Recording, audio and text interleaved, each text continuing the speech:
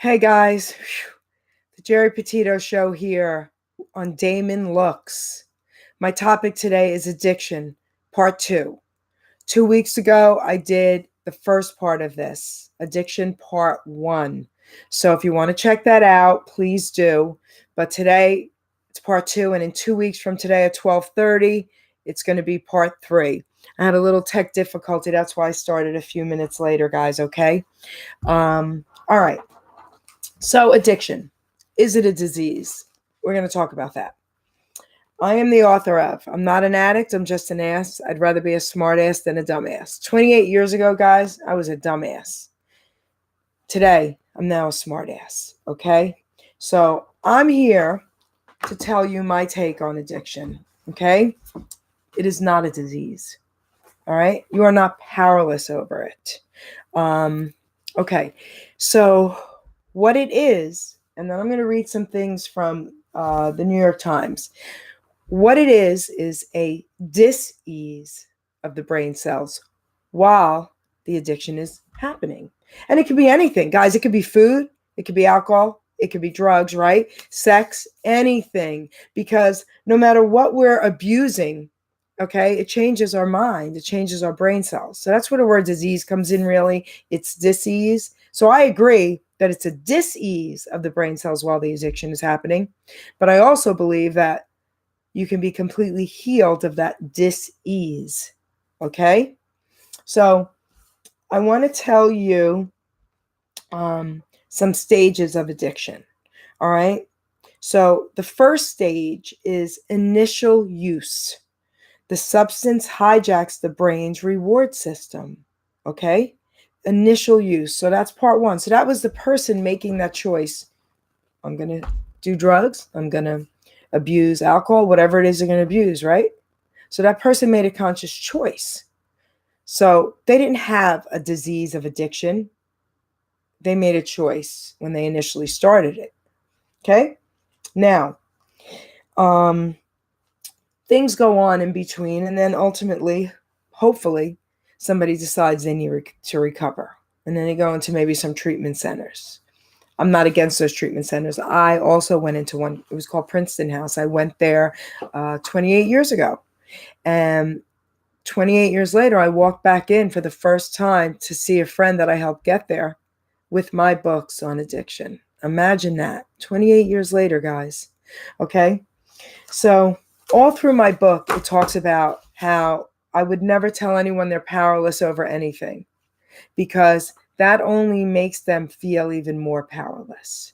If you tell an addict they have a disease and they're powerless over it, they're going to become powerless. See, I'm here to empower people and let them know why they are not powerless.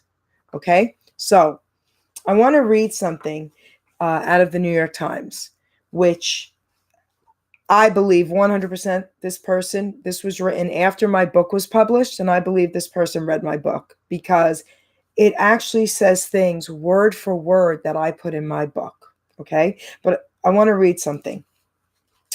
Can you get over addiction? Okay. So I highlighted some things here. Speaking broadly, there's 2 schools of thought on addiction. The first was that my brain had been chemically hijacked by drugs, leaving me no control over a chronic progressive disease, okay?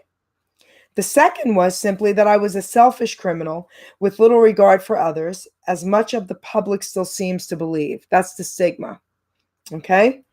When it's our loved ones to become addicted, we tend to favor the first explanation. When it is someone else's, we favor the second. Now think about that. So in life, in general, we are biased when it comes to certain people in our lives, right? Good, bad, or indifferent. We are. And this is actually accurate. So when it is a family member, people want to say, oh, my poor family member. They have a disease and they're powerless over it. But if it's someone else's family member, oh my gosh, they're horrible, horrible criminals. Okay? So I want to share something with you. And then I'm going to read some more of this because it's brilliant. I want to share something with you. And I said this on part 1, and I'm going to say this again on part 3 because this is vital. When I went into a rehab And it really helped me. It helped me change my life. So I'm not saying don't go into rehabs. I'm not saying don't go to meetings if it's your only support system. I'm not saying that. For me, the meetings did not work. But here's something I want to share with you. When I first learned about addiction, and I was told it's a disease and the person is powerless over it. But then they teach the family members that your loved one who has a disease, who's powerless over it, needs to be kicked to the curb and they need to hit rock bottom. Don't help them. Don't give them money. Don't take their car if necessary, whatever. If your family member or someone you love truly had a disease, would you kick them to the curb until they hit rock bottom? That means they're contradicting what they're saying. So that means that they know the person can be helped by their choices. Obviously, that's what that means.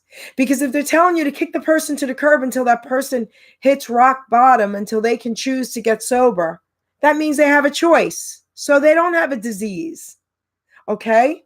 Understand that. It's important. All right. So now I'm going to read a little bit more of this. All right.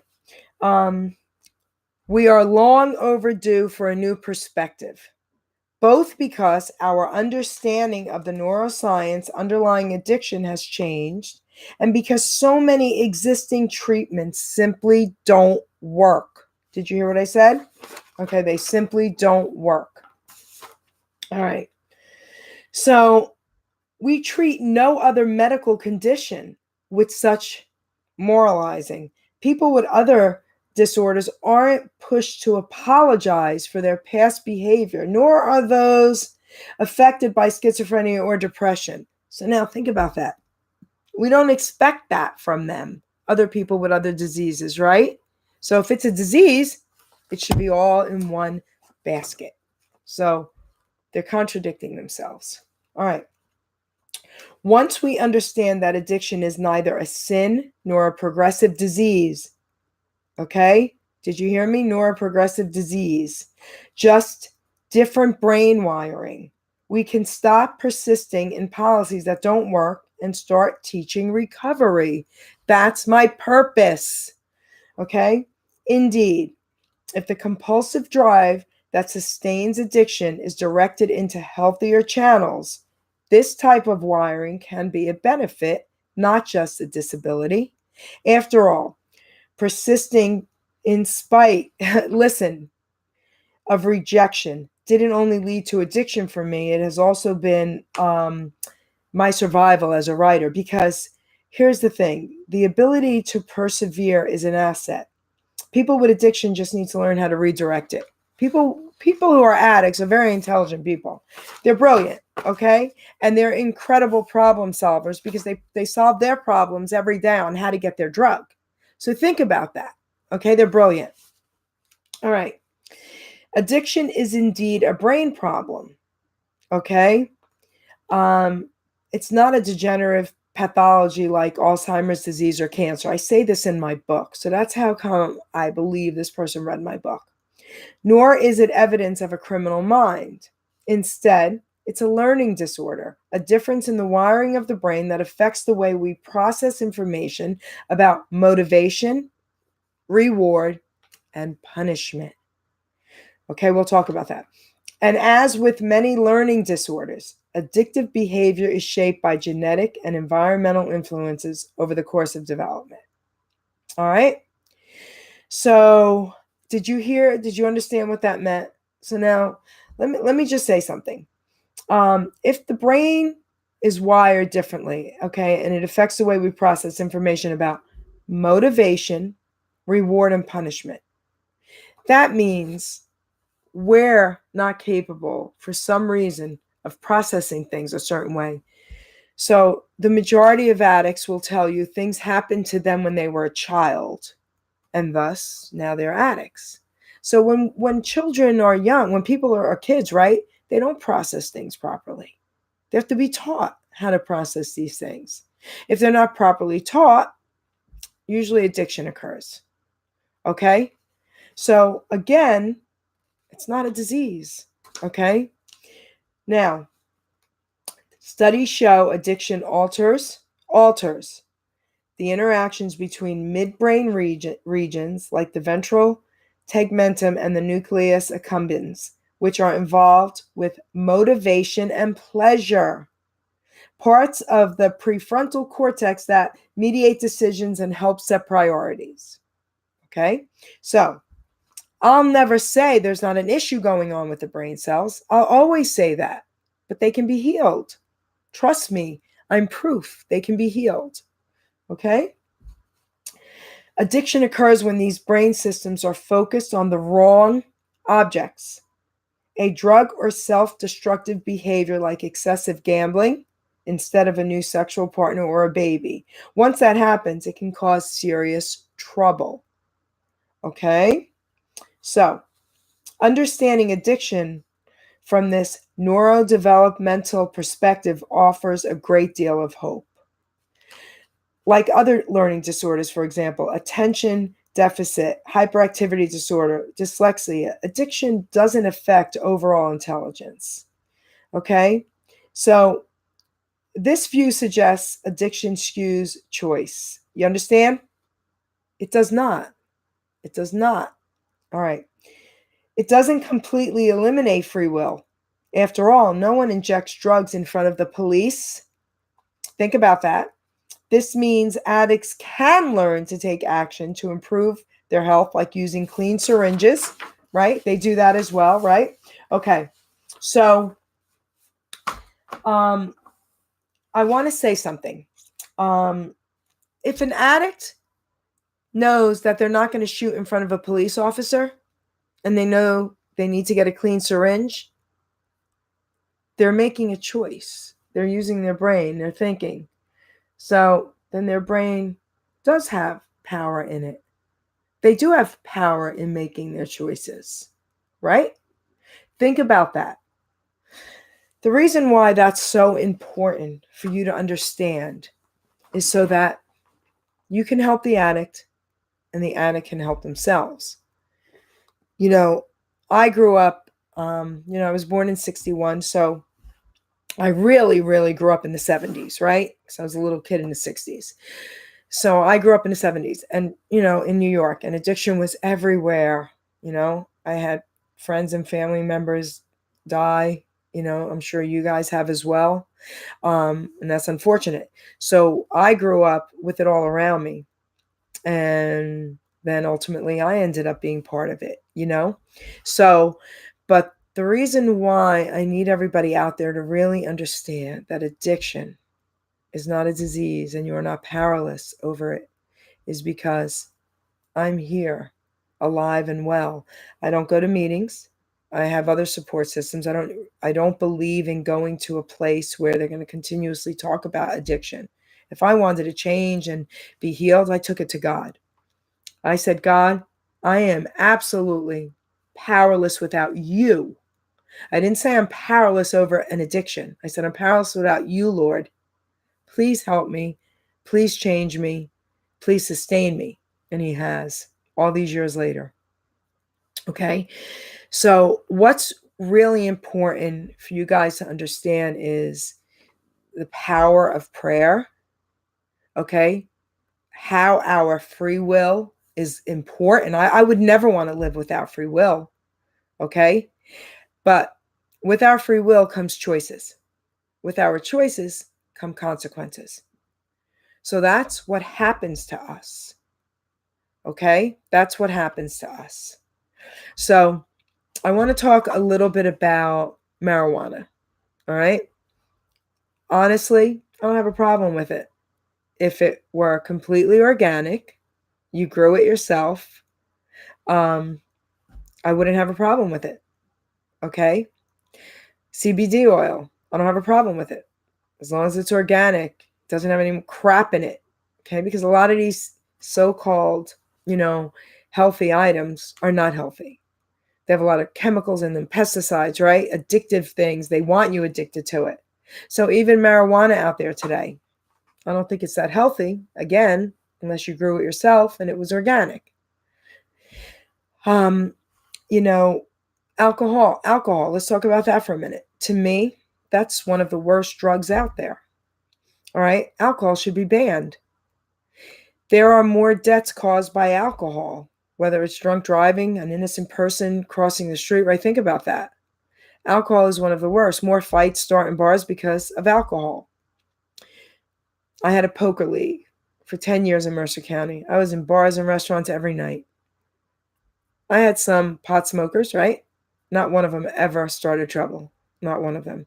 But the alcoholics, they were filled with rage. There were always fights, not from the people who smoke pot. So I'm not saying go out and smoke pot, but what I am saying is I wouldn't discourage if you could grow your own organic healthy pot. Okay. Um, but anything else out there, I'm totally against. Now, I want to talk about prescription drugs because a lot of people listening are also saying things like this. Well, my doctor prescribed it to me, so I guess it's okay. Well, have you really ever checked out all the side effects? There's really not a prescription drug out there that is safe. So I do everything natural. I'm here to help any of you. I'm a nutritional health coach. If you get in touch with me and you tell me that you saw this show, my session with you will be free. Okay? I'll give you all the advice you need. So, prescription drugs. This is what happens. People have to take a drug because the doctor tells them to. I've even heard clients of mine say this to me. Oh, well, my blood pressure was really good today. And my doctor said, yeah, but let's put you on this in case. In case of what? In case of what? Okay, I had an injury, and I talked about that in part one 2 years ago, that I had no choice but to go and get this checked out. Had an injury. I'm the first one to say, when needed, that's what they're there for, emergencies only. I never, ever, ever, ever go to a doctor. I haven't been to a doctor in 25 years, 30 years. And I don't go for yearly checkups. Okay, you want to know why? Because my body knows what to tell me when something's wrong. Just like our grandparents and great grandparents. Their bodies told them. They didn't have doctors that they could just go to. My nonna lived to 100. Okay? She grew up on a farm in Italy. She gave birth to 7, 8 children on the farm. Okay? Listen, they even knew how to do that. There were reasons for all this. Okay. So I do not go for a yearly checkup because they will always find something. And I'm sorry, but the majority of them will be lying to you because they don't make money in you being completely healed. They don't. They only make money when they can find something wrong or put you on a prescription med. Now, the problem with that is this. So now you go in for a yearly thing. The doctor says, oh, so and so, we saw something. Are you okay? Do you ever get like lower back pain? Everybody gets lower back pain. So you're going to say, oh, yes. Well, we found something. We're going to have to do more tests. Well, you get nervous. You get scared. You trust the white coat. Okay? In this country, we have something called the white coat syndrome, and we trust that. So here's the problem, guys. I have doctors, I have nurses in my family. I love them all. We respect each other. There's a lot of things going on politically as well, right? So they don't make money unless you're sick. So people now have to take a drug, a prescription drug, right? Okay. Now the side effects on each drug could be 10 or 20 side effects, but you don't even look at that. So then now you're taking that for a year. Well, now something else is going to happen because of those side effects, and you have to take another drug because of those side effects. Boom, boom, boom, boom. I had a friend who was my age who asked for my help a few years ago. She was on 14 prescription meds a day and told me 3 of them she had to take twice a day. Can you imagine that? My age. Okay. Here's the other thing. So let me just say this. So now people become addicted to these drugs. Okay. Because now you can't live without the Band-Aid that these drugs are putting. They're not getting to the root of the problem. All they're doing is putting a Band-Aid on so you don't have that much pain today. Okay? So here's the problem. You have now become addicted to pain pills. You have now become addicted to prescription drugs. You can't live without them. Okay? So now you have anxiety. Oh, sorry you have anxiety. Let's give you a script for that. Well, of course you're going to have anxiety. You're going to have 50 friggin' side effects from all these drugs. Of course you're going to have anxiety. So now you have a drug for that one. It's really funny that when I try to help people and I say, how about if I tell you to take this vitamin? Okay, this vitamin. You know what they say to me? Oh, are there any side effects of that? I laugh in their faces. I'm like, I'm trying to tell you to take a natural herb or a vitamin and you're worried about the side effects, but you're on 14 meds. Please stop. I really don't know what's happening with us, with our mentality here. But everybody has common sense. Let's start using it. Okay? I get really passionate when I talk about addiction because I know I can help a lot of people, a lot more people than I've already helped. Okay? If they would just empower themselves, take it to God. He is there to help you. So, all right. So I'm going to calm down now. So now let's talk about food. Let's talk about food addiction. Okay? So back in the day, I was born in 61. So back in the day, our food was a lot more healthier. Okay? It was starting to turn. It was, but it was a lot more healthier. So we didn't have to worry about all the amounts of sugar that are put in food today. All right? So we weren't really like addicted to our food. If I had an ice cream cone from Mr. Softy back in New York, he would come down the block, once a week, I was fine. I wasn't addicted to sugar. All kids like sugar, but our sugar back then was even different than it is today. Okay, so almost 60 years ago, guys, I'm here to tell you that the sugar today is not even sugar. It's high fructose corn syrup. It's in everything. All right, so I'm going to tell you what it does. It completely destroys the brain. Our brain cannot tell the difference between opioids and sugar. It can't tell the difference. So when we take in all this high fructose corn syrup today, our body thinks we're doing dope. And that's a fact. Anything I'm telling you is a fact. Okay, I don't just give opinions. I'm giving you facts. Google it. So here's the problem. Our bodies now think we're doing heroin. So our brain cells are being altered. All right, with high fructose corn syrup, which is really sugar to you guys. 1 can of Coke, and there might even be more in it now. 9¼ teaspoons of high fructose corn syrup was in every single can of Coke. Okay? If you took an empty glass, would you take nine teaspoons of high fructose corn syrup, put it in a glass, and give it to your child?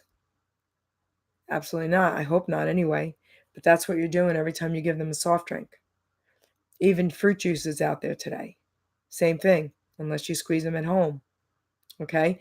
They're all crap, unless it's 100% pure, and I go for organic as well. Okay? Read labels. Read labels. So let me talk a little bit more about the sugar. The companies here in this country, say Coca-Cola, right? When they want to go to another country, they won't allow them to bring their product over unless they change their recipe. So they don't allow all the sugar we allow. So now I'm going to tell you what happens when you take your child to the grocery store. Everything is for marketing. Everything. So when you take your child to the grocery store, they will make sure all the sugary treats and the cereals for these little kids are at their eye level when they're sitting in the cart with you. Take notice next time, okay? So when you're pushing that cart and your child is sitting in it, they can just grab at it. Mommy, I want that. Frosted Flakes, I want that, Mommy. I want that. The chocolate, right? So they do it on purpose. I'm going to share something else with you now. I'm really being serious about this, guys. Start thinking about what I'm saying. Use your heads, okay? This is really, I guess I'm talking to more of my generation right now then. When I was in school, I remember I was in school in New York. I was in a Catholic school. Boo. Ugh. Anyway, that's another story. But I remember two kids. One was a female and one was a male. that had issues, that had serious learning disabilities. 2. Today, are you kidding me? How many children have learning disabilities? ADD, ADHD, half the school's on meds, half the grammar school. Are you kidding me? Okay, that was almost non-existent when I was growing up. We never had maybe one child with an allergy to a food. Now we have allergy tables filled with kids that are allergic to food. It's not the food, it's glyphosate. Okay? It's such a toxic chemical they spray on our foods. Listen, research what I'm saying. I don't want to get into all that, but I want you to research glyphosate, okay? How toxic it is. That's what brings out the crap in peanuts. That's what makes everybody allergic to that. That's what's killing our children today. I'm going to share something else with you guys. Corporate America, okay, pharmaceutical industry, it's all part of the problem. They target the schools. They target schools that they know need the money, okay? And they're telling them they have to put these kids on these meds. They have to tell the parents, your child has issues because your child's a normal child that's running around happy and being loud. No, that's normal, okay? But they can't really come back to school. You got to put them on the meds, and the parents have no choice and do it. So we have a serious addiction problem in this country. So it's not just opioids, heroin, crack, right? It's everything. It's our food, all right? So the sugar, it's the biggest culprit. 100%, 100% of addicts are also addicted to sugar. 100%. You heard me right. Okay? If you go into rehabs, go into the meetings, they have machines, sugar. Okay? You can sit there and watch them eat it, drink it. Soda, power drinks. Are you kidding me? You know how toxic they are? So now our bodies become now addicted to those power drinks. Okay? So what happens after you have so much caffeine? What happens? And all of a sudden your body comes down. Now you're really tired and sluggish, right? So now you need it again. Okay? We have a serious problem in this country, guys. You know, nutrition is the answer. God is the answer. All right? It was only through God when I totally said these words. I can't do it alone, Lord. I need your help. Because if I relied on myself, I would be dead. So, God, I said, I need you to help me change my life. And he did. So, let's talk about the meetings for a minute. Again, I'm not telling anyone not to go if that is truly helping you and that is your support system. But for me, I wanted to change my life completely. I didn't want to just go through life sober. I didn't want that. Because going through life sober means, okay, now I got to go to meetings. Okay, now I got to get a sponsor. Now I got to constantly do steps, constantly. That is not a happy life for me. A happy life for me is it's gone, it's done, it's over. It's in my past. I'm going to move on now. Now I'm going to help people. See, that was my mission. Okay? I haven't thought about drugs in almost 30 years for me. Okay? Because I changed everything about my life, guys, including my food. Once I did that, and you don't have to be vegan like me. You don't have to be a vegetarian. Okay, I'm not saying that, but I am saying this. The majority of your food should be plant-based and healthy. Try to get as much processed food out of your life. Try to get as much sugar out of your life. Sugar is heroin. It's just a sweeter heroin, okay? That's what it is. So, I don't know really, how to stress this enough with everyone, okay? I really don't know if everything you're doing is self-inflicted, but I can tell you this, we have choices. And if you feel that you are powerless, but you want help, get in touch with me.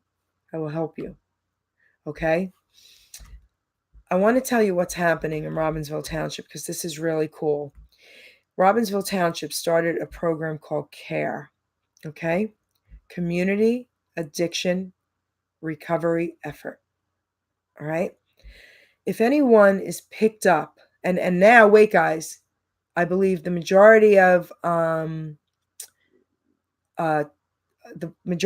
towns in this county are on board with this as well. All right. I want to say Trenton, I believe, is on board. I think so. Okay. Anyway, if you are caught by a policeman, right, say you're going fast, whatever, and that's why you were pulled over, but he sensed something and you're caught with drugs, right? They will offer you help. You can walk into Robbinsville Police Station anytime, any day, hand over your drugs, say, I want help. You will not be arrested. No questions asked. They will get you help. Imagine that. Why don't you guys think about that? So if anybody out there really, really, truly, and you're in this area, want help, you can do that.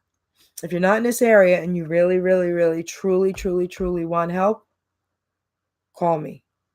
Okay, message me on Facebook and I'll give you my number. Okay, we can do that. So the other thing I want to do is talk about processed foods. Processed foods. Everyone eats them because they're quick. They're also addicting.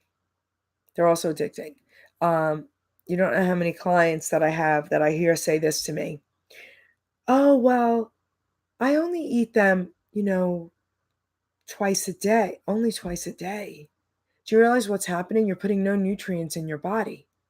Processed foods have no nutrients. Okay? Everybody needs to start reading labels if you care enough. I'm going to share something with you, and this might offend someone out there. I'm not trying to offend you. I'm trying to make you aware, okay? The majority of times, people would rather stay in their bubble, meaning this. The doctor tells you you have cancer, God forbid, and he tells you chemo and radiation are the way.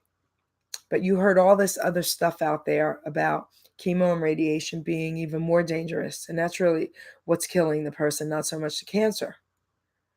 But you still choose to do the chemo and radiation because it might be easier for you and you might be too lazy. I'm going to use the word lazy. I was lazy too. Too lazy to go out of your comfort zone, right? It's easier. So same thing with food, right?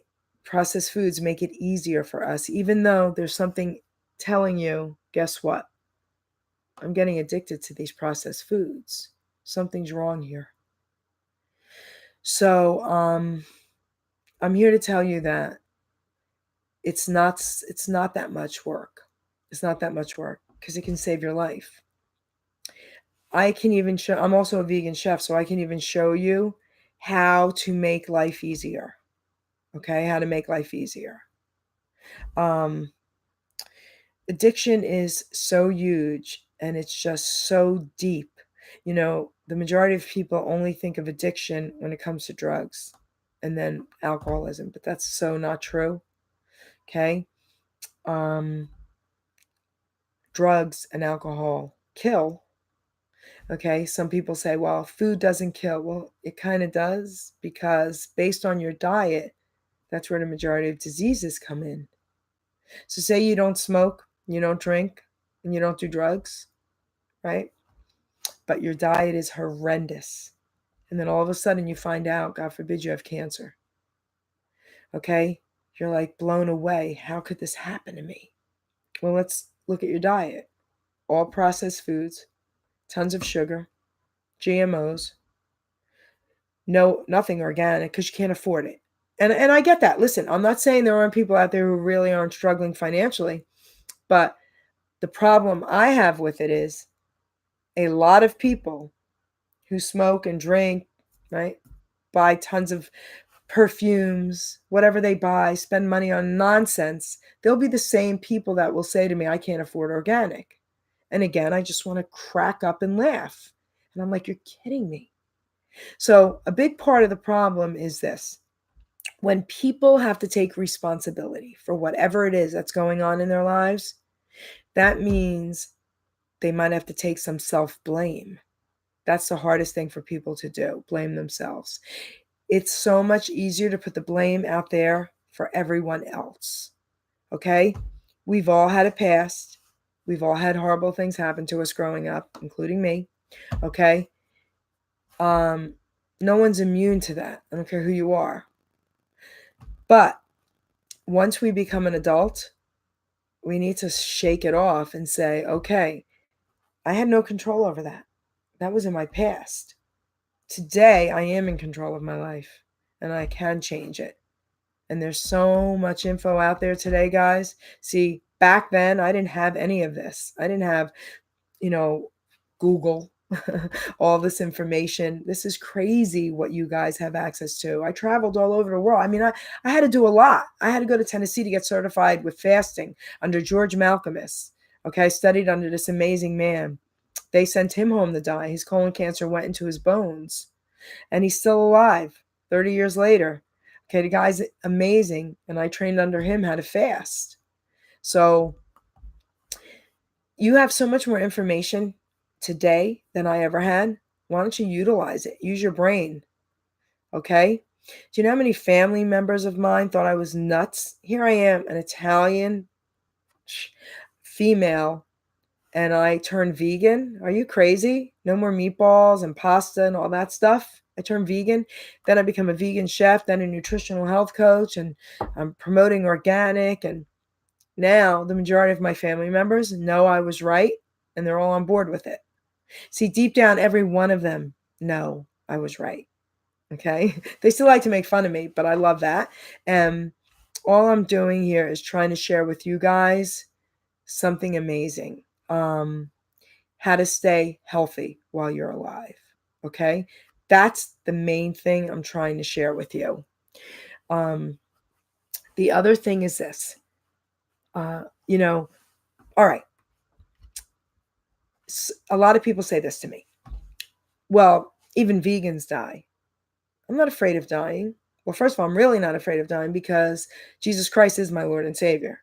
So I'm absolutely not afraid of dying. Okay? So that's first and foremost. The other thing is, I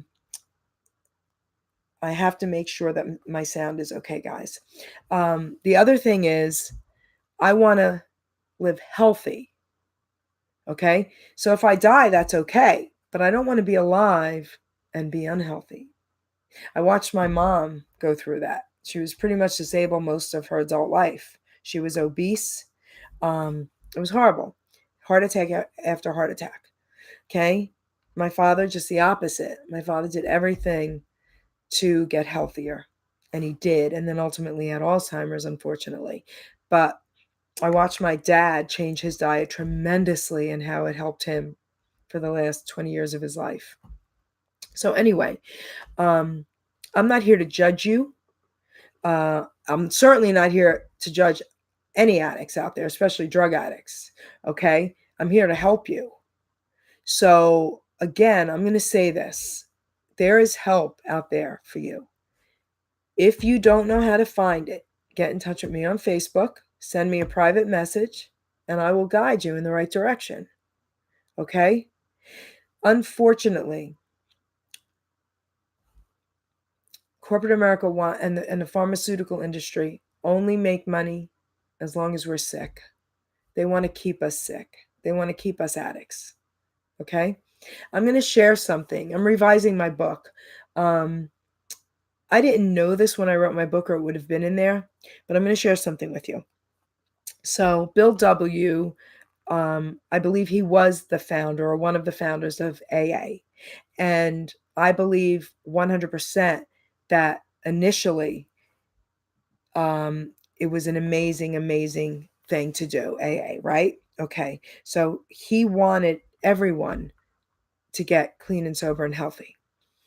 So apparently, from what I read that he struggled with depression, suicidal tendencies. He struggled with all of this. And he approached one of his friends, who I believe was a doctor. I don't believe an American doctor, though. And he put him on niacin, the one that makes you sweat, okay, to release all the toxins out of your body. And apparently it cured him. And he approached AA and he said, I want to put all the addicts on niacin. And AA said, absolutely not. We need to keep them addicts. Yes, check that out. Google this, okay? So, pharmaceutical industry, government, AA, they're all part of each other, okay? So I believe that the original plan was supposed to help addicts, all right? So that's really crappy to me. The other thing is this, imagine if 50 addicts walk into AA the first time, like I did, okay? 50 of me walk into AA, and we're told, okay, guys, you have to get a sponsor, which I did. You have to go to meetings every single day for 30 days, which I did. Okay, now there's 50 of me. We all walk in, we do what they say for 30 days. We have to go up to the front of the room. We have to say, hi, I'm Geri. I'm an addict, and I'm powerless over my disease, my addiction. I'm powerless over it. If you keep repeating that and repeating that and repeating that, you have now completely surrendered to becoming powerless over it. See, that's where I dispute it. So after 30 days, I said, I'm done. Now imagine if there were 50 of me. 50 of us walked out and never came back again. Where would AA be? Okay? So everybody thinks that AA is not profiting and they're free. Not true. Okay? Do your research. So that is why they have to keep you powerless. Okay? So now, I touched base on food. I touched base on alcohol. Oh, wait, no. Let's talk about alcohol a little bit more. Let's talk about alcohol. So here's the thing. Alcohol.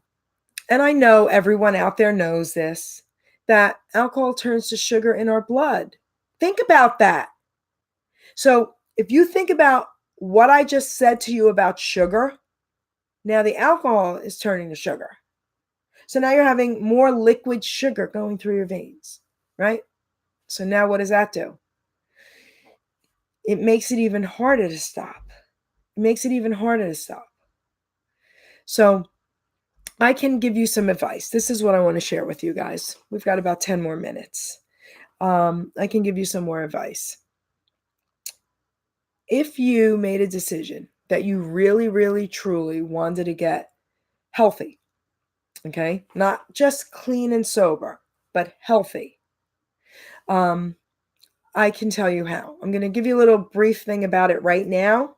And again, you can get in touch with me. Okay. So, first of all, what I need you to do is get off all sugar. I know that sounds impossible. So, how about the first day, you just cut back 50%. So, instead of 10 cans of soda, just do 5. Spread them out, drink them slower. Okay. How about if you start there?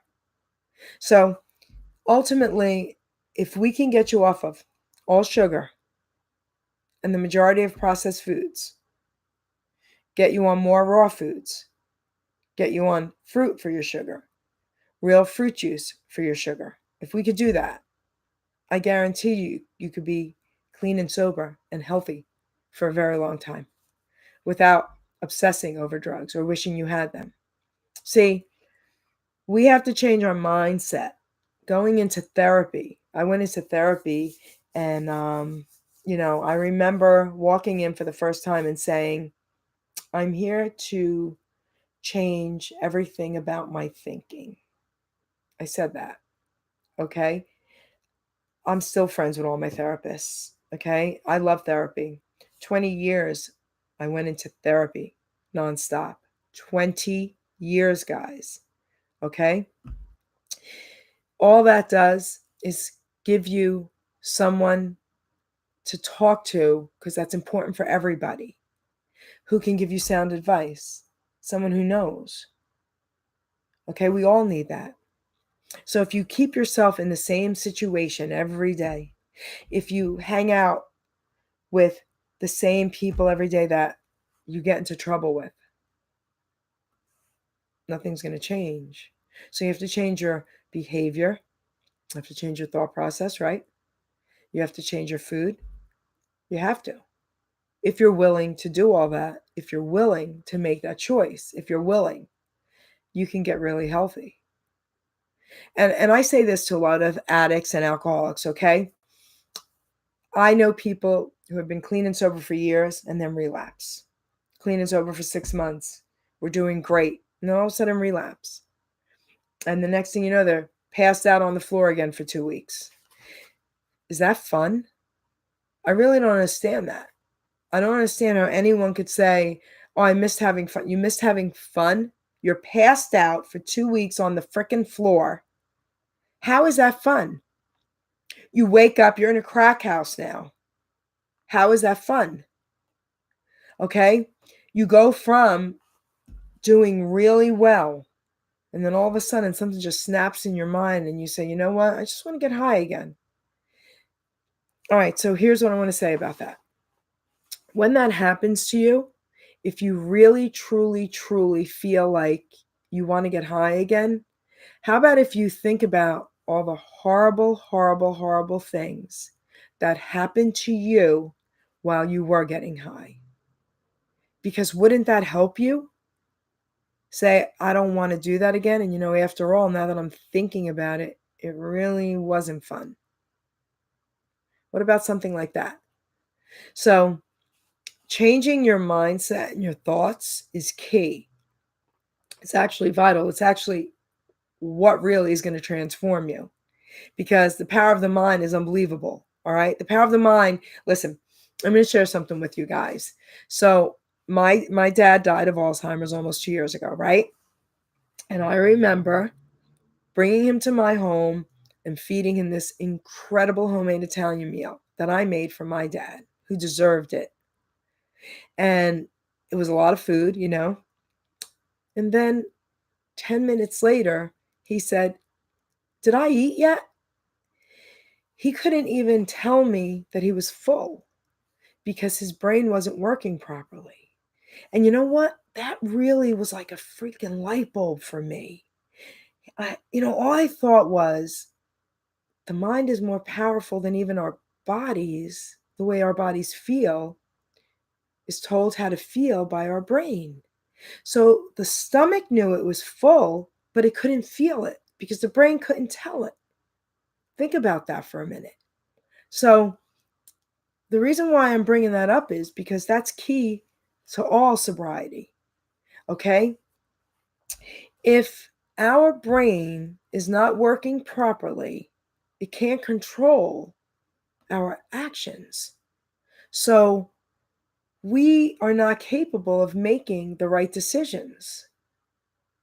So imagine if I wasn't with my dad and he just kept eating, he'd probably die. He'd die because his body didn't know he ate and he wouldn't stop eating. Think about that, right? So same thing with drugs and anything. So when we don't have the power in our minds to control our actions, we're going into trouble. All right? So hear me out for a minute. We have the power, though, to change all that. All right? We have the power to change all that. So the way people say, the poor addict, his brain isn't working, he's got a disease, he can't think straight. To a point, he can't think straight, but he can think straight enough when he needs to get that drug, right? Listen, the addict, in their depths of their addiction, they could be a heroin addict for 5 years and, pretty much homeless at this point. They can still think it through how they need to get money to get that drug. So they'll sit there and process who they have to rob, how they have to rob them, when they're going to rob them, what time is best to rob them, what to do, how to do it, and how to go get that drug. Do you realize that? So that proves my point that even though their mind is not working incredibly, you know, right, it's still processing what they have to do to get what they need. So if they can process that, they can process what they have to do for what they need to get healthy. Make sense? So that's how I see things. Again, I'm proof of the package. I did it. So let me talk about the brain a little bit more. Okay. So I'll tell you a story. When I wrote my book, okay, there's a chapter in here about mind over matter. Okay. There's a chapter in here about talking about the way we think and process and all that, right? So I said, let me do an experiment. And I did. So I laid in my bed. It was late at night. And I thought of all nice things. I thought of the sun and the ocean waves, right? And had my eyes closed. And I felt so good and at peace. And about 30 seconds later, I deliberately changed my thoughts to really, really, really bad thoughts. Under a minute, all of a sudden my heart started pounding. I was like, oh my God, oh my God. I jump up, I'm sitting up, I'm like, okay, God, it was fake. I faked it. It's fake, okay. That told me right then and there how strong the power of the mind is. Because I fooled myself and I didn't even know. My brain couldn't tell my body I was faking it, even though I knew I'd fooled myself. So once that brain gets that thought, our distorted thinking, once we put that distorted thought into our brain thinks it's real. Okay? We could be looking outside and it could be sunny, but if we tell ourselves it's raining, our brain's going to think it's raining. Okay? So if we tell ourselves negative thoughts, that's what we become. We become negative. Okay? I have friends that are incredibly positive. No matter what goes on around them, they're incredibly positive. And I love that. And I gravitate towards them because those are the people that I need to be around. I have some friends that no matter what you say or tell them that you're doing or you're going to do, or they will always say this to me. Okay. Yeah, but what if? I said, excuse me? What do you mean, what if? But what if this goes wrong? Who cares? But what if this goes right? That's what I say. Okay. I don't care if things go wrong because we could always make them right. And if you didn't try, you wouldn't know if they were going to go wrong or right. I would rather have tried and failed than never to have tried and said, man, what if? I never want to be that person. So why don't you become addicted to positive things and positive thoughts and positive actions? Why don't you do that? See, we all have addictive tendencies, every single one of them. I don't care who you are. We all have addictive tendencies. Okay. I want to say that's probably human nature. All right. I love poker. Okay. You're going to laugh, but I don't play cash games. I'll play tournaments twice a month for $100 tournament. So what? Do you know how much money I used on drugs my whole life? So $100 a month, $200 a month on a tournament. So what? Okay. But here's the difference between going to a casino and put money in slots. That's gambling. Okay. When you play a tournament, a Texas Hold'em tournament, okay, once a month for $100, and you're sitting there and you're using your brain, that's not an addiction. That's not gambling. That's thinking and processing and problem solving. It's just like a game of chess. I'm also a chess player.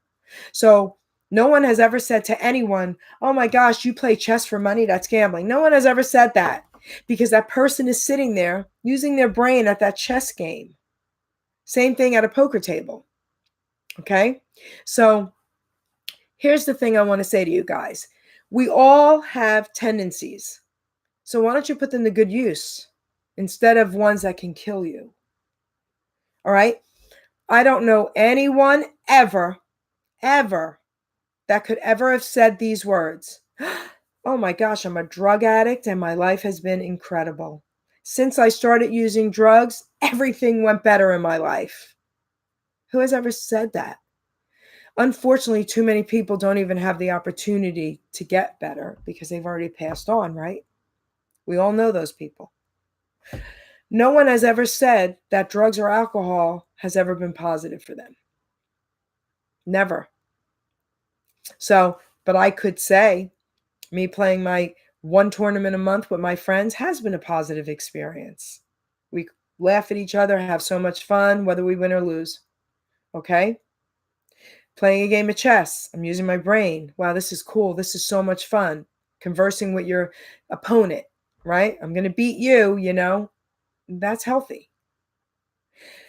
Drugs and alcohol are not healthy, guys. I'm really sorry. But not only are they not healthy, eventually they will kill you. They will absolutely, absolutely kill you. So, coming to the close of my show very soon, and I just want to put this out there. I'm here to help you. I'm going to read a poem out of my book. That's how we're going to end the show. I'm here to help you. If anyone out there needs help, please, please, please get in touch with me. Okay? And I will be there to help you. I'm going to read the last poem in my book. Okay? It's called Change Your Choice. Okay? And I hope it helps you. I had a life-changing moment that I knew had to be. The only way to change things was to first start with me. So I looked in the mirror and woke up one day and thought to myself, I needed to pray. So I asked God to change me, to help me stay strong, to clean up my mess, to right what's been wrong. I cleaned up my diet. I cleaned up my room. I cleaned up all habits with this old dirty broom. I kept going forward and never looked back. I refused to derail, stayed on the right track. I realized my worth and all that did matter through my selfish behavior, the lives I had shattered. I finally decided at 30 years old to stop abusing my body, my mind, heart, and soul. My life-changing choice that I had once made, over 28 years now, guys, my debt has been paid. So you read all my thoughts on how to stay clean. It's all or nothing, my friend. There's no in between. To live or to die is a choice you must make. Your life is not worthless. You're not a mistake. One day at a time is a slogan you've heard. It works if you work it while applying his word. For you to get healthy, for your mind not to fail, escaping reality will keep you in jail. With addictive behavior, sex, drugs, food, or money, substituting addictions, now isn't that funny?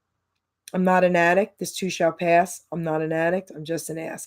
May the good Lord bless and guide you guys. And thank you all for watching my show, for listening in. You don't have to die. Okay? I'm here to help you all. All right. And with that, thank you. 2 weeks from today, 12:30, part 3, addiction. Is it a disease? Okay, we're going to finish up with that. 2 weeks from today, 12:30, YouTube Live. Subscribe to my channel. All right, guys. Thank you.